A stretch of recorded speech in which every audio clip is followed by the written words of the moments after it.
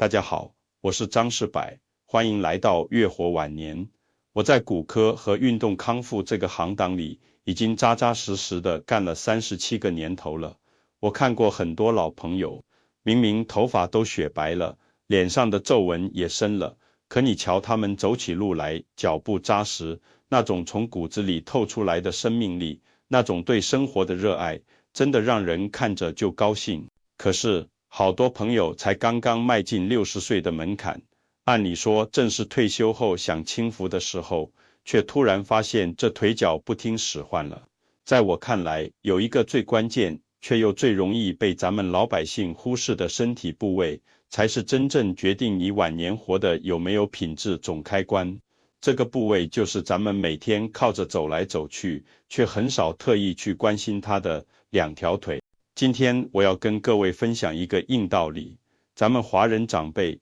超过85%的晚年痛苦，最开始的问题往往都出在这双腿上。很多长辈都是，先是感觉腿脚没力气，发软，然后就越来越不爱动，接着因为缺乏活动，心肺功能就像久不锻炼的肌肉一样，慢慢萎缩下降。所以今天咱们聊的这期内容，请大家一定耐着性子，听我这个老头子把话说完。在咱们正式开讲之前，有个特别大的，在社会上流传了好多年的迷思，咱们必须得先把它讲清楚。很多病人一进我诊室，坐下来第一句话就是带着怨气跟我说：“张医师，您看看，我都7老80了，机器用久了，哪有不坏的？人老了，腿脚不灵便，走不动道。”而这不是天经地义的自然规律吗？在这里，我要明确地告诉各位，这个想法是完全错误的，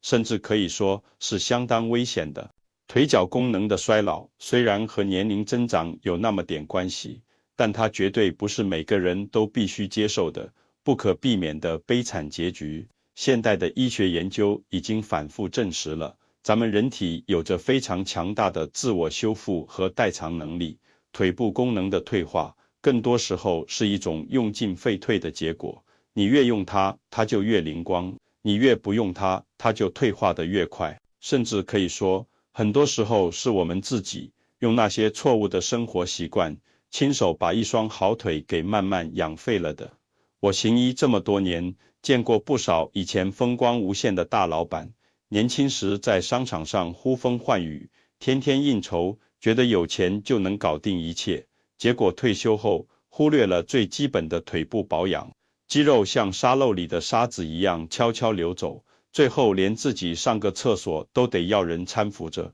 那种生活品质的落差，是再多钱也买不回来的尊严。但我也见过很多普普通通，每天在菜市场忙碌的阿姐阿婶，就因为懂得一些简单的保养门道，每天坚持用正确的方式活动身体，到现在70、80岁了，还能一手抱孙子，一手提菜篮，脸上笑得跟朵花儿似的，日子过得有滋有味。这中间天差地别的关键在哪里？就在于你是否知道，并且愿意去避开那些每天都潜伏在我们身边的健康危机。这就引出了咱们要讲的第一个隐形杀手，我给它起了个名字，叫做温柔的禁锢。说白了，就是咱们现代人最普遍的生活状态，静态生活，也就是久坐。各位老朋友，请你摸着良心回想一下，一天24小时，除了睡觉的那7、8个钟头，你的屁股粘在椅子上、沙发上的时间，林林总总加起来有多长？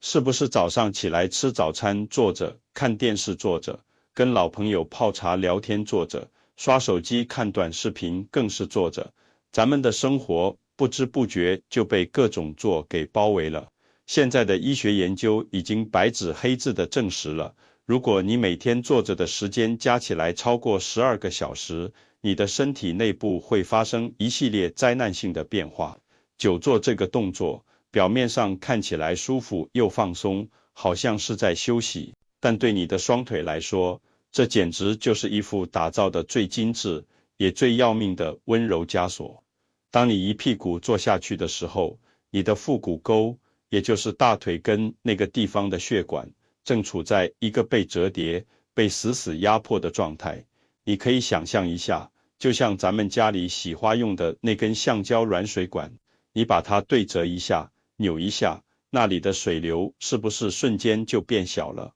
甚至堵住了？道理一模一样。当你长时间坐着，下半身的血液循环速度就会立刻减慢。时间一长，你血管的管壁上就会开始沉积各种垃圾，血管会慢慢变硬、变脆，失去弹性，甚至容易形成要命的血栓。这还不是最可怕的，更可怕的是肌肉的无声流失。咱们老话讲用进废退，肌肉这东西最现实，你不用它，它就觉得主人不需要我了，然后就开始悄无声息的分解、消失。当你坐着的时候，大腿和屁股上那些最重要的肌肉是完全松弛，甚至可以说是处于休眠罢工的状态。很多长辈会跟我反驳，张医师，我有运动啊，我每天早上都去公园认认真真走1个钟头呢。但是各位，如果你每天只是走这1个小时，然后剩下的12个钟头都坐在沙发上看电视、刷手机，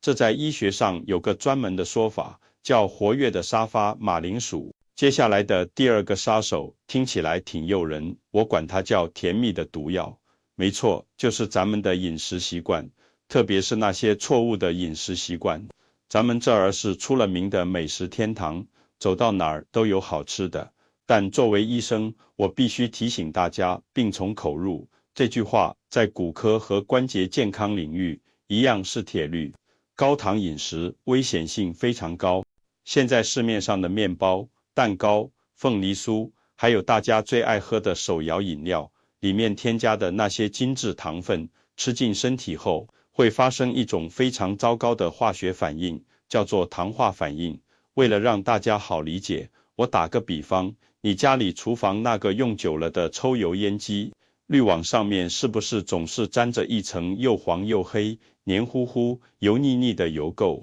糖化反应在身体里产生的坏东西，就叫做糖化终产物。它就像那种顽固的油垢，会死死地粘附在咱们身体的各种组织上。当它攻击血管壁，血管就会失去年轻人那种像皮筋一样的弹性，变得像受潮的饼干管，又脆又容易破。当它攻击关节里的软骨，软骨就会变脆、变粗糙，像磨砂纸一样，特别容易磨损。更严重的是，它会不停地给身体火上浇油，加剧慢性的炎症反应。很多人的膝盖老是莫名其妙地肿起来、发烫、酸痛，去照 X 光片，骨头看起来又没啥大问题。其实啊，这就是你的关节长期泡在一个慢性的发炎火炉里被烘烤着，再加上如果咱们平时吃进去太多坏油，比如夜市里香喷喷的炸鸡排，各种加工肉品里的添加剂，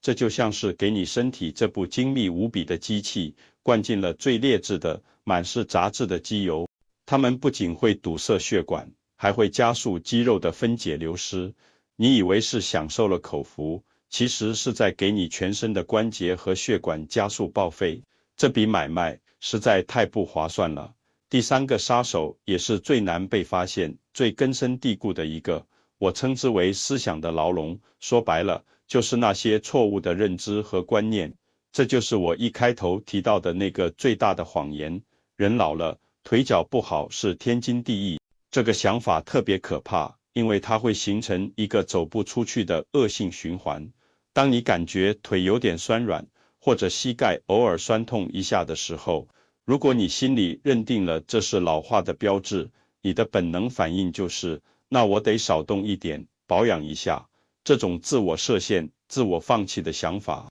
会导致你的活动量像坐过山车一样，断崖式下跌。这里大家必须知道一个非常重要的医学概念，叫肌少症。一个健康的成年人，如果不刻意去进行力量训练，从40岁左右开始，肌肉量就会慢慢的、悄悄的流失。到了65岁以后，这个流失的速度更是会像坐滑梯一样加快，每年可能流失掉1%到2%。肌肉可不单单是一块肉，它是保护骨骼的钢筋铁骨，也是帮我们燃烧热量、保持活力的发动机。当你大腿的肌肉流失到一定程度，双腿就会瘦得像鸟仔脚，空空荡荡，没有力量。这时候，哪怕只是在浴室里脚下打了一点滑，或者在路上被一块稍微翘起的地砖轻轻绊一下，后果往往就是重重的跌倒。对我们中老年朋友来说，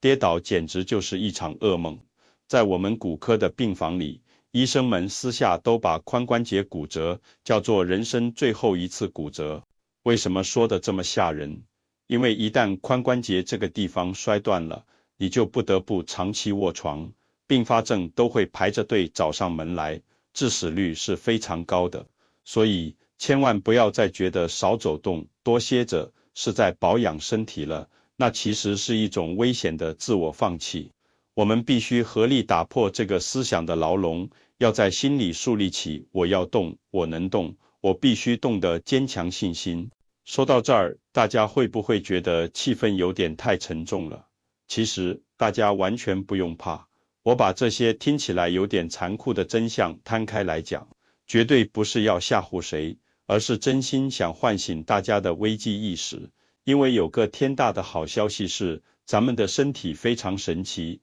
蕴藏着巨大的潜力。只要你愿意给它正确的信号和刺激，它随时都准备好了要往好的方向恢复，要重新健康起来。接下来，我要把我这37年的临床经验浓缩成4根实实在在的黄金支柱。第一根黄金支柱叫做打通生命的通道，核心就是改善咱们双腿的血液循环。咱们的腿脚离心脏最远，地心引力让血液哗啦啦流下去很容易，但要对抗引力，把血从脚底泵回心脏，那可就需要费点劲了。所以小腿肌肉在医学上有个光荣的称号，叫人体的第二颗心脏。那怎么改善呢？我教大家几个简单到你都不敢相信的方法。手推踝泵运动就是在床上做的脚踝体操，你现在就可以跟着我试试。不管是躺在床上，还是坐在沙发上看电视，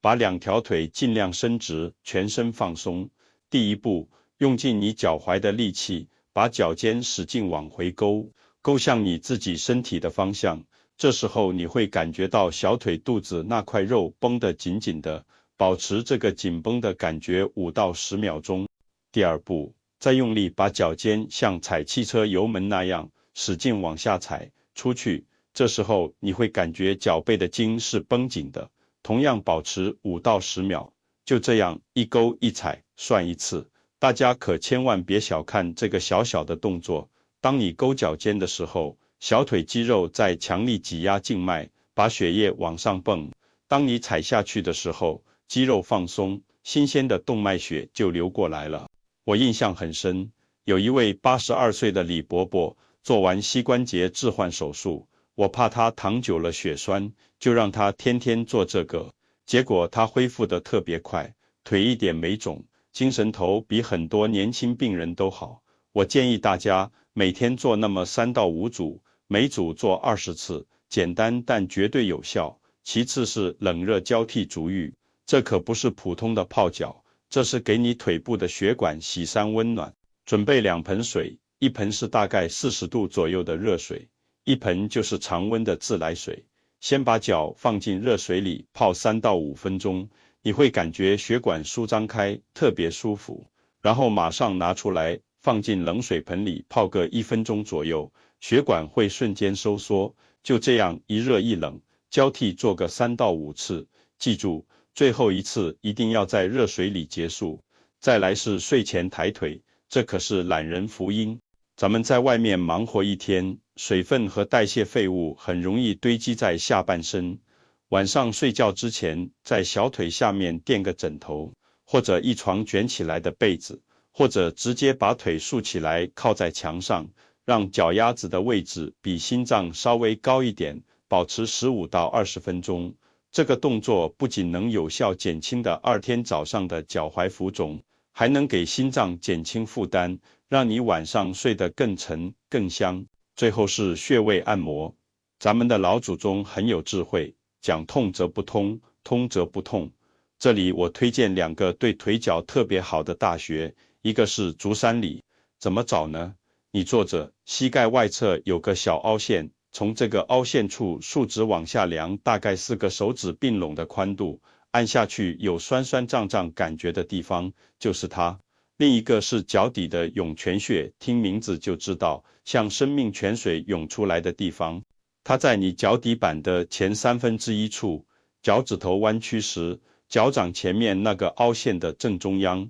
睡觉前用大拇指按揉左右脚各100下，能够引气血下行，对于改善咱们老年人常见的失眠、虚火上升特别有帮助。有了畅通的血液循环做基础，咱们就要搭建第2根更结实的柱子了，这就是重建身体的钢筋，也就是强化腿部肌肉的力量。我常在门诊跟病人打比方，大腿的肌肉就是你膝盖关节的天然护膝，是身体自带的最智能的减震器。大腿前面那块最大的肌肉，每强壮1分，你走路、上下楼时，膝盖软骨承受的压力就能减少好几分。但是，针对咱们中老年朋友，我绝不建议大家突然去学年轻人做剧烈的深蹲、蛙跳或者跑步，因为动作不对或者强度太大，反而容易伤到膝盖。我们要做的是安全、有效，在家就能完成的等长收缩或者臂练运动。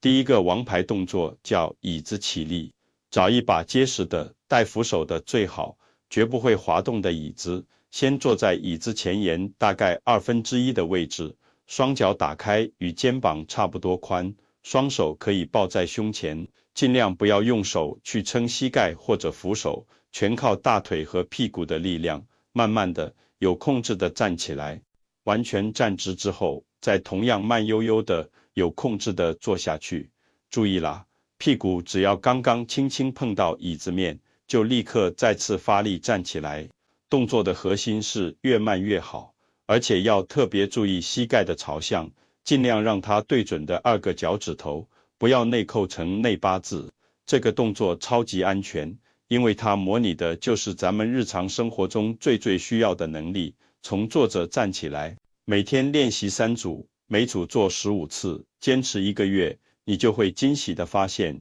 上楼梯好像没那么费劲了，不用再使劲拽着扶手了。第2个是靠墙静蹲，找一面空墙，背靠着墙壁，双脚朝前打开，比肩膀略宽一点，然后身体顺着墙壁慢慢往下滑，就像屁股后面有一张看不见的椅子让你坐一样。下滑的时候注意，膝盖尖尽量不要超过你的脚尖，大腿和小腿之间的角度大概90度到120度都可以，根据你自己的能力来。保持住这个姿势，你会感觉到大腿前侧的肌肉在拼命发抖，在发热，在发酸。第3个是金鸡独立，也就是单腿站立，这可是锻炼身体平衡感的秘密武器。很多长辈跌倒，不是因为绝对力量不够，而是因为平衡感退化了。刚开始练习时，一定要找个有牢固扶手的地方，或者在餐桌、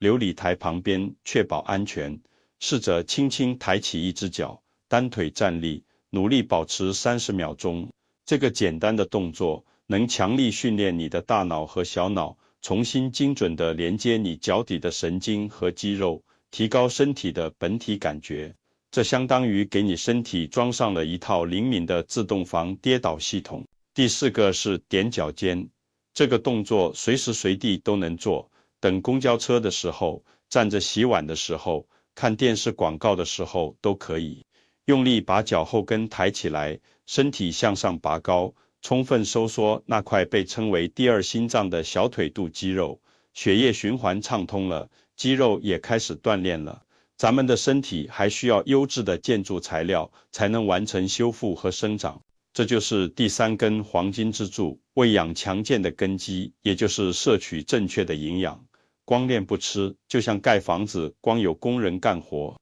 却不给砖头和水泥，房子是盖不起来的。肌肉和骨骼的修复、生长需要实实在在的原料，首当其冲的就是优质蛋白质。我发现很多台湾的长辈有个误区，觉得年纪大了要养生，就得吃得特别清淡，天天白粥配酱瓜，面条淋点酱油，肉啊、蛋啊都不敢碰，生怕胆固醇高，这可是大错特错了。正因为年纪增长，咱们肠胃的吸收能力会变差，身体利用蛋白质合成肌肉的效率也会降低，所以我们中老年人反而需要比年轻人摄入比例更高、质量更好的蛋白质。其次是抗发炎饮食。前面说了，慢性发炎是破坏关节的头号元凶，所以咱们的饮食要有意识的灭火，要多吃彩虹色的蔬菜水果，比如红色的番茄、西瓜、紫色的茄子、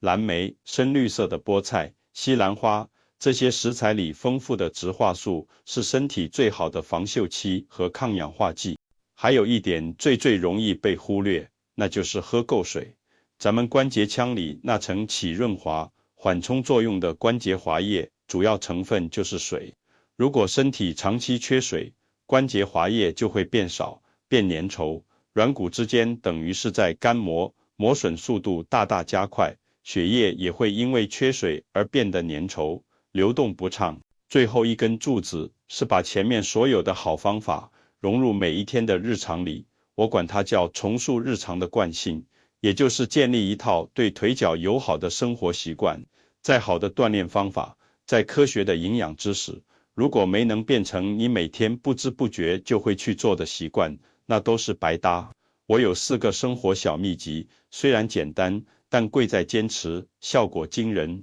第一，给自己设个30分钟小闹钟，不管你是在追喜欢的8点档连续剧，还是和邻居老朋友打麻将打得正欢，或者是在电脑前处理事情，请你拿出手机，定一个每30分钟就响一次的闹钟。闹钟一响，就强迫自己必须站起来活动一下，哪怕只是走去倒杯水喝，或者就在原地甩甩手、跺跺脚、抬抬腿2分钟。这个小小的中断仪式，就能神奇地打破久坐带来的代谢停滞魔咒，让全身的血液循环重新奔腾起来。第二，注意坐有坐相，这一点我要特别强调，千万不要翘二郎腿。这个动作在咱们这里太常见了，但它真的是个坏习惯。翘腿会导致你的骨盆倾斜，脊椎也跟着侧弯，时间长了下背痛、腰痛就找上门了。更重要的是，